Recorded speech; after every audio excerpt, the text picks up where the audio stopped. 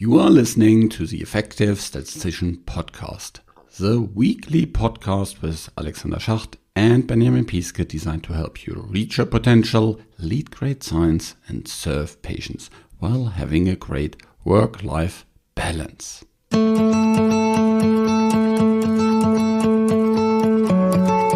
In addition to our premium courses on the Effective Statistician Academy, we also have lots of free resources for you across all kind of different topics within that academy.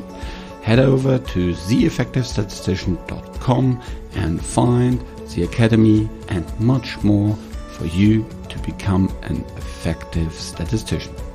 I'm producing this podcast in association with PSI, a community dedicated to leading and promoting the use of statistics within the healthcare industry for the benefit of patients. Join PSI today to further develop your statistical capabilities with access to the ever-growing video-on-demand content library, free registration to all PSI webinars, and much more. Head over to the PSI website at psiweb.org to learn more about PSI activities and become a PSI member today.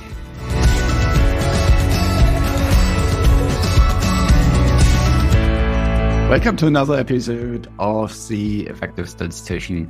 And today we'll talk about topics that I myself have very, very little insight into because I've worked only very shortly in this area, and to my perception about this whole thing we will talk about today is very limited, because we will talk about clinical development plans and how they get established very early on in the life cycle of a compound. And for that, I'm super happy to have Carrie here on the show. Hi, Carrie. How are you doing? Good. Thanks, Alexander. Thanks for inviting me and having me on this podcast. Yeah, it is super, super nice. Carrie is part of Arconis, which is still small and still pretty new company. And it's based on just 4 people at the moment. So it is Gernot Wassmer, Friedrich Parker, who both worked on the R package that many probably know if you're working in early phase. And then Daniel Sabanes, I think is the correct pronunciation. And that's actually Carrie's husband. And so Carrie is the fourth on the team. And I would say from all these 4 people, she's the most applied one. And so I'm very, very happy to talk today about something that's pretty applied. But before we go into the topic, Carrie, maybe you can shortly introduce yourself. Yeah, so I am a statistician and I have a degree in stats. I've been working in pharma industry for about 13 years in big company. Started in big company in Boehringer Ingelheim, and then I switched to Roche.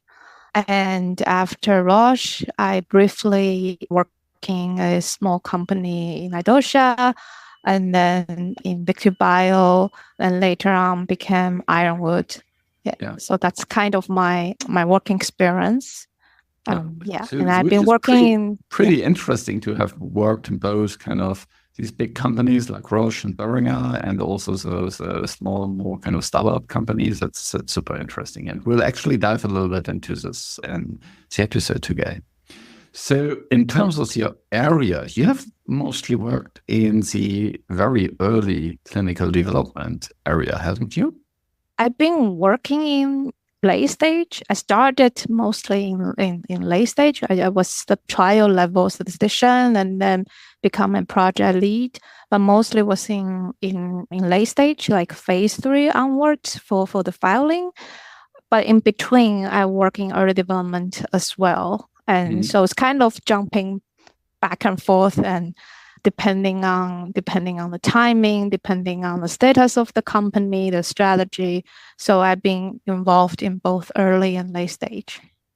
Cool. Very, very good.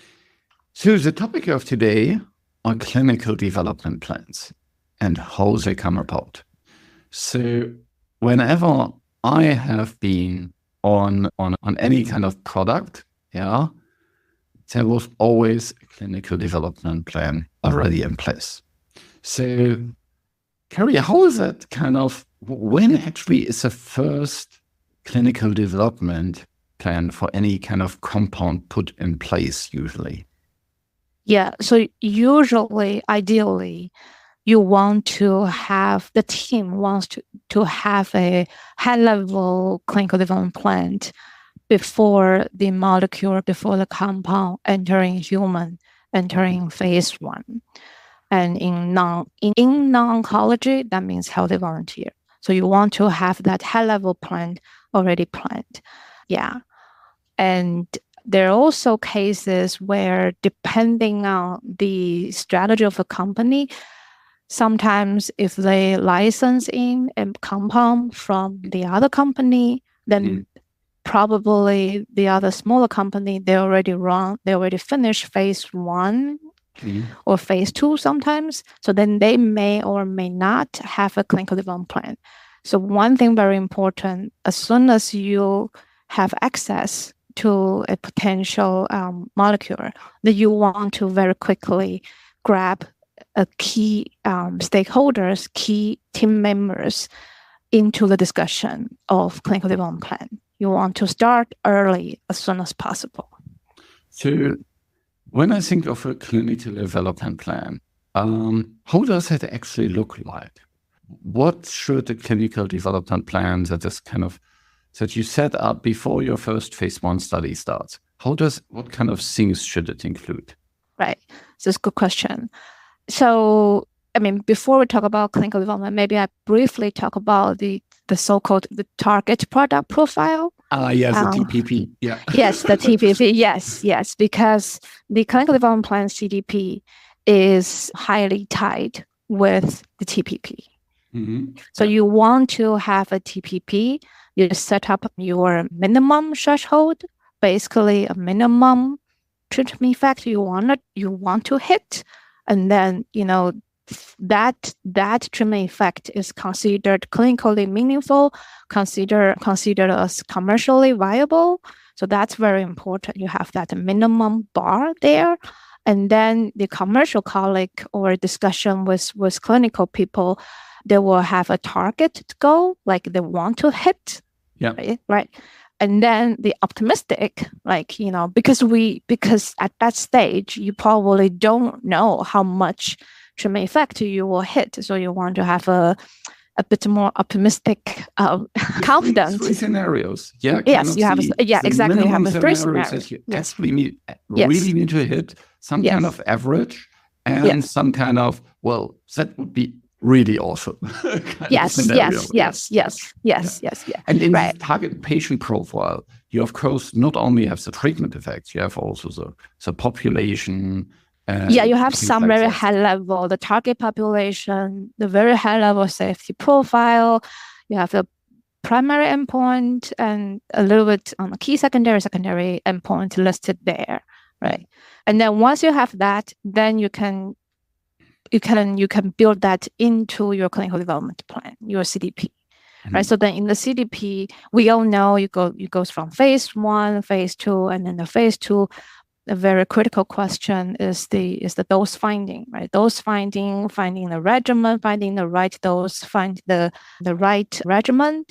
And then from there, then you start to look at the relation between the PK/PD. So you have after the proof concept, after the dose finding, then you roughly know what's the you would have a guess, right? You would know what would be your dose, what would be your regimen, and then you plan your phase 3. Right. And then the phase 3, you want to take into account of that targeted or minimum treatment effect you want to hit, you power for that, then you have your sample size, right? So phase 1, phase 2, phase 3. That is very important. Yeah, that's exactly. It's kind of the shortest path to getting it to regulatory approval. Yes. And when you think about regulatory approval, do you think about FDA approval there, or do you think about EMA approval, or do you just think very generic kind of thing? Yeah. So usually you will also you need to bring your regulatory colleague in this discussion. Yeah. Depending on the disease area, depending on the landscape, you will take into account EMA, FDA, or sometimes the MAPA as well, PMDA as well, right? Yeah. So because what you don't want is that you're focusing on the FDA, Yeah. and then later you plan to engage EMA scientific advice pretty late, and then they give you very different opinion. Then what do you do? Like, yeah, Different endpoint, different doses, different treatment durations, different population, whatsoever. And then we need a complete new phase 3 study. Oh, okay, that's pretty expensive and pretty time consuming.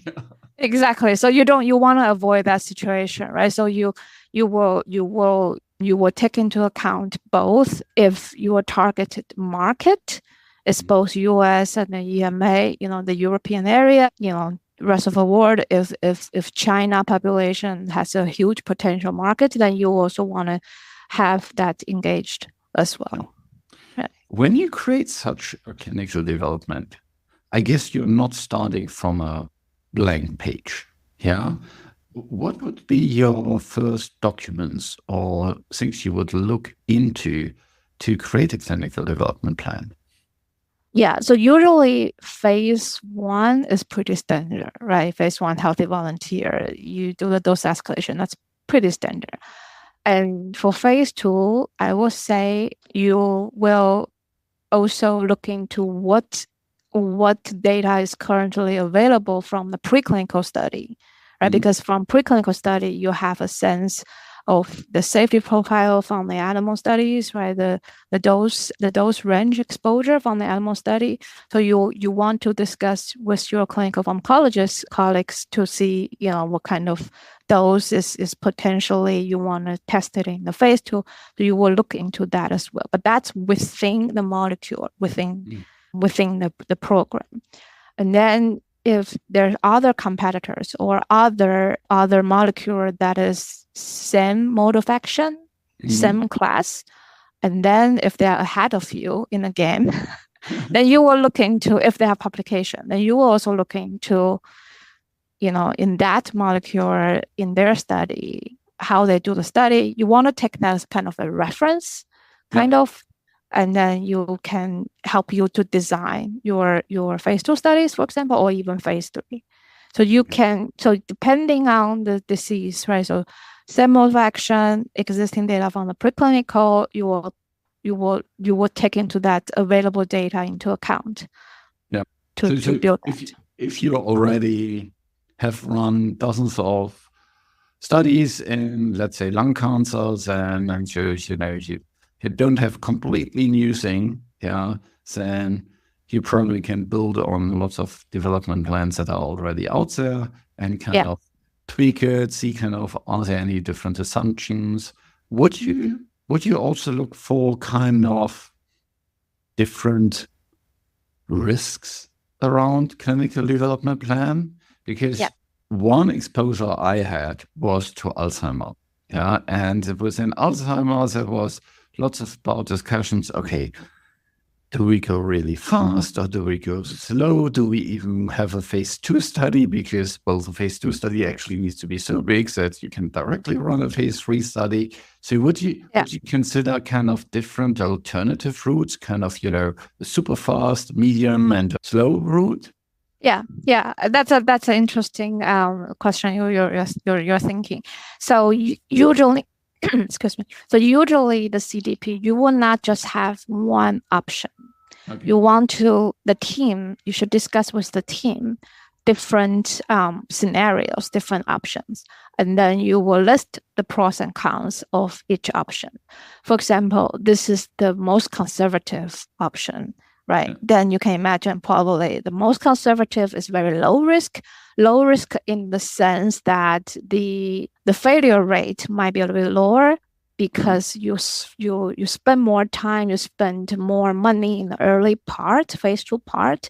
You have a well understanding of the data before you go on large scale phase 3. And then it could be the approval date may be later because you have some white space. Then you want to build in the engagement with health authorities, right? You want to take this. You can have another more aggressive option, which commercially always very often they like that kind of option, right? Very aggressive, but then it's also a team's job, or it's to list what is the risk here, right? And then once you identify the risk, and then you discuss with the team, you discuss with senior management, they may say, okay, there's a risk, but sounds like the risk is not that big. The risk is manageable. How do you want to mitigate the risk? Right? If you go with this route, if the FDA come back, or if later on something happen, like you choose the wrong dose or something, or then how do you want to rescue that happen, right? So I think it's a very important thinking process, because while you are shaping different options, that means you think different design options for phase 2, phase 3, or sometimes you even consider adaptive phase 2, 3, right? And then also like the timeline, you also will force you to kind of gather what is the competitors' data out there, like how to call this, CI. Competitive intelligence. Yes, competitive intelligence, right? So you will also gather that information and help you to shape different options. Yeah. So. Yeah. So in terms of then coming up with these kind of different design options, what kind of capabilities or skills do you need to actually, to be a good designer of a clinical development plan? I think one thing I learned over time is that I think these days there are many interesting design, like creative design and complex design. And then there are some interesting examples out there, some regulatory guidance there, some channel allow you to discuss with the FDA or scientific advice earlier if you want to have innovative design. I think the FDA has some kind of complex design program, pilot, something along like that. Right, I don't remember the exact name. So it seems called something like innovative pathways or something like that. Exactly, yeah. So, and that's where I was mentioning earlier that, if you're seeking a non-conventional route, in non-conventional option of your CDP, then engaging a regulatory colleague is very important. And sometimes even through talking with FDA, they may give you feedback, because I tend to think that the FDA, they see a lot of sponsors proposal. They have a larger database in terms of interesting design options. So they may give you some hints, some direction to help you to design in your CDP, your trial in a more efficient way, right? So yeah. Sometimes they may ask questions like, I've seen that, where there's a question asked about, how do you manage a specific side effect? And you think like, this side effect we never ever even talked about. Where's this coming from? Exactly. Only a couple of months later to find out that, there was a competitor that had that side effect with similar method of action. And then, from these kind of hints, you can understand, okay, maybe we should take care of these things. And so you can get some kind of indirect competitive intelligence. Yes. That's quite interesting, right? Yeah. That is very, very good. So you definitely need to have very good interactions with your regulatory people. I think another aspect that I think is fascinating is also the money side of it, isn't it? Because risk is one thing, speed is another thing, and the third element is usually money. Yeah. So how costly these kind of clinical development plans are. How do you kind of estimate these costs? Yeah. So as a statistician, the questions you often got asked is, what's the sample size here? What is the sample size here? Right? In terms of cost, it's pretty, again, like I always say, the CDP discussion is a cross-functional one. So we contribute to the sample size, but not we. I use the word contribute because you need to discuss with your regulatory, your clinical people, clinical scientists. You want to discuss with the commercial, right? And then once you agree on the effect you want to power and so on, then you have a sample size, and then you provide that number to the operations colleague, clinical operation colleague. Then they started to calculate the enrollment, and then the cost will come in, right? Yeah. And then the drug supply will come in, right? If you said this XYZ amount of subjects you need, then how long this will take to enroll, how long this will take until the study completes, data cleaning, and so on. So all this information will gradually pile up in your CDP, converted to the timeline cost will be in a Gantt chart, right? And then different options. You need to do this exercise for each options, right? Yeah. I mentioned we have different scenarios, different options, and then you know which one is the most costly, which one is the most time consuming. Yes. Right. Yeah.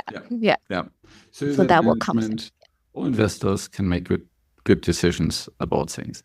Yeah. I have now one specific interesting thing and angle we want to talk about in terms of CDPs is you've both worked in startup and small companies on clinical development plans, and also in these bigger ones, so real big ones actually. So how does that differ? What's your experience? Yeah, it's an interesting question. So maybe let's start with how this works in a big pharma, right? I mean, big pharma, I tend to think one project team, one life cycle team is like a mini company. Yeah. Mm-hmm. Inside a big pharma, right? Mm-hmm. And then in a big pharma, they have different therapeutic areas, different molecule, different program. So you have another group of people potentially doing the portfolio management, right? Yeah. And then you kind of, within a big pharma, if the company is doing, the strategy-wise, they want to develop a molecule, develop drug, medication in certain disease area. If they are very determined, then they're very committed, then probably money, cost, timeline will be a less of an issue for the big pharma. Yeah. But most of the time, most of the case, especially in this stasis environment, I think it's there. Yeah, it's through the portfolio management, and I think the project team, the project leader, when they present to the senior management, right, they want to present the risk and then present very well the potential of this program. Yeah. And why you want to basically kind of like asking money from the senior management. You need to sell your project. Yeah. Exactly. Basically, you need to sell your project internally to kind of this portfolio management level responsibility. Yeah. But if you have a development program that is not so well designed with a lot of holes, right? The senior management, they are very experienced. They may spot it right away, saying, please go back, fix this, fix that, and then we can talk about that. Very plain language. Plain language. But So that's a big that probably depends on the company culture. In some companies, yes, exactly. You get it very direct. Yes, you may get very direct. Exactly. Yeah.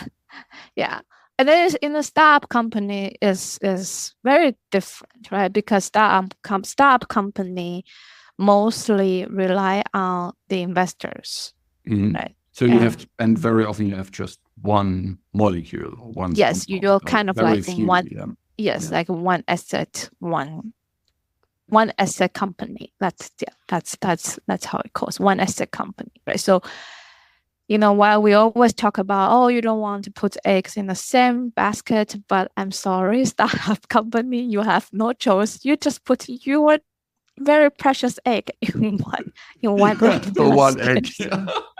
You're one and the only egg in that basket. Right. So then you want to design your CDP very carefully, because that CDP will get presented to the investors. And that's where potentially you discuss with the investors where the key time point we can have some early look of the data. So allow you to have the potential opportunity to gain confidence. And once you gain confidence from the early signal, then for a startup company, that's the time point you can raise money. Yeah. Right. So from that perspective, I think sometimes in the CDP discussion in big pharma and in the small startup companies, you have more to consider in a startup company environment. Right? Because you can potentially also talk with different investors, not just with one investor. With multiple investors. Yeah. Yes, yeah. You can talk with different investors. Yes, yeah. But then, because the risk is higher. Yeah. Because if that's one and the only egg broke, right, then you kind of like end of the game, kind of. End of the game for the company. Yeah. Yeah. Well, which end of the game for a company. Yeah. Yeah. So, of nearly all the people in the company, maybe they go back to the drawing board and just have very, very few scientists leaving or staying at the company, and all the other people go away. Yeah, but it's that is, I think, a very, very interesting thing. How is it different from a kind of expertise perspective if you talk to, let's say, within a big player, within a big pharma company, if you talk to upper management compared to you talk to many different investors? Do they have kind of different expertise, or do these kind of investors have also lots of expertise in kind of clinical development? Yeah, I think that's a very interesting question. The senior management in big pharma, they quite often they've done what the team is doing in their early days in their career, right? So they have hands-on experience. They know how it is. They know how it should be. They know what is the thinking process should be, and then so on, right? Interestingly, investors, at least the one that I learned, I heard, I know about, that they are not very often. They are more like from finance, right? In the finance world, they probably don't have like real hands-on clinical trial experience or drug development experience. So, it's difficult for them to pinpoint very specific questions in your CDP. But on the other hand, what they see is that because there are different companies approach them. Yeah, so then they may see a lot of clinical development. Yeah, they see a lot of clinical development plan. So then they may say, okay, XYZ, they probably don't mention the name, but then they probably will say, oh, have you considered this and that, right? But sometimes because they are not real expert in drug development, they probably just see a tip of the iceberg, and then they think, oh, maybe this is feasible. This can save you money. You can gain time. And have you thought about this, right?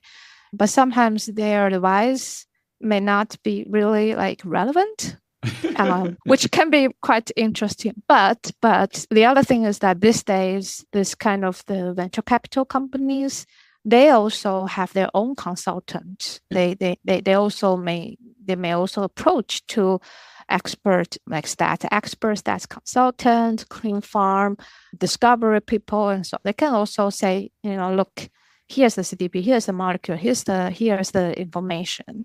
Can you help us to judge whether this is something worth pursuing, right? So so a lot of they don't need to be an expert, but they have their ways to find an expert to help them. Yeah. So I think this is really, really interesting, because here in this area, you can directly have a big impact on the value of your compound, or for small companies, on the value of your overall company. Yeah.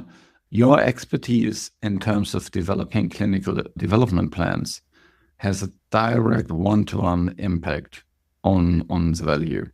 And I think this is really, really great. There's so many areas where statisticians work, and it's very often pretty hard to pinpoint, okay, what exactly was the value of that statistician.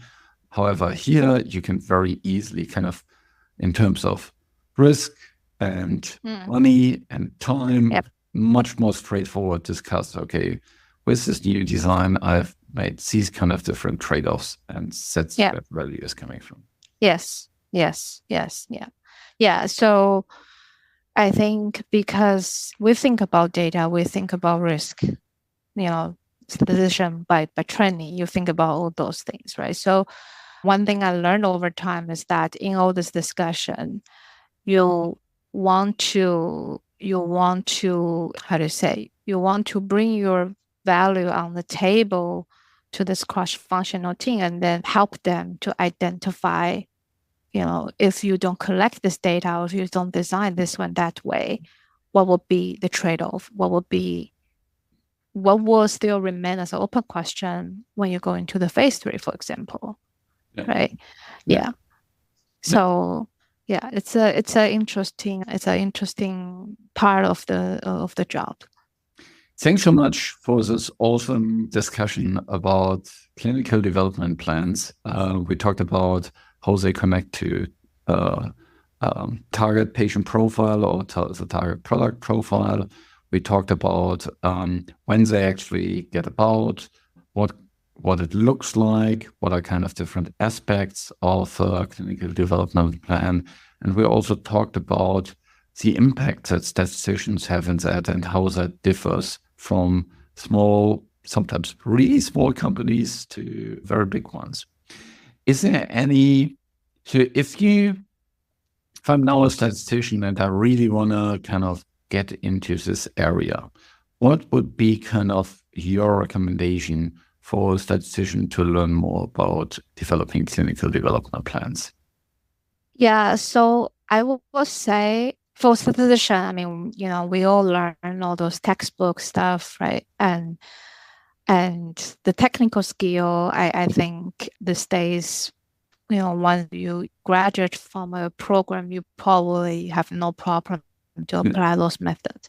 But the CDP we're talking about doesn't really link to that, right? There's a lot of knowledge beyond statistics you want to learn, so that you can be a good strategic team player in the discussion. Like, you want to learn about more about the biology, the preclinical stuff. Want to understand the other product competitor landscape. You also want to learn a little bit how commercial colleagues think about this. You want to learn about the regulatory guidance and so on. So I think what we bring as a statistician is some kind of quantify the risk, sample size. That's our basic job. I would say job description, right? But then beyond that, I think to learn to gather information from other disciplines, other functions, will also help you in the discussion. And the other thing is, these days, there are many publications about interesting design, interesting molecule. I found that reading all those, like novel design or novel public trial molecule, also helps you to think. You kind of accumulating your knowledge and database. And then the next time when the team discuss different options, you'll be like, hey, this XYZ molecule in this disease, in this indication, they have done this. And then we are in a very similar situation. How can we tweak from others' example and then fit in our CDP? Right. I love this advice. So basically move on 2 roads. One is always increase your business understanding. Yes. Of what you talked about. And then the other thing is definitely stay also on top of the statistical innovation. And I know that especially in this area, there's yet another design published. Yes. Well, I don't know whether it's on a daily basis, but probably similar, very, very close to that. Thanks so much, Carrie, to this awesome and really fun discussion. And I'm pretty sure this won't be the last time that we talked on this show. Yeah, thank you so much for having me. Thank you, Alexander.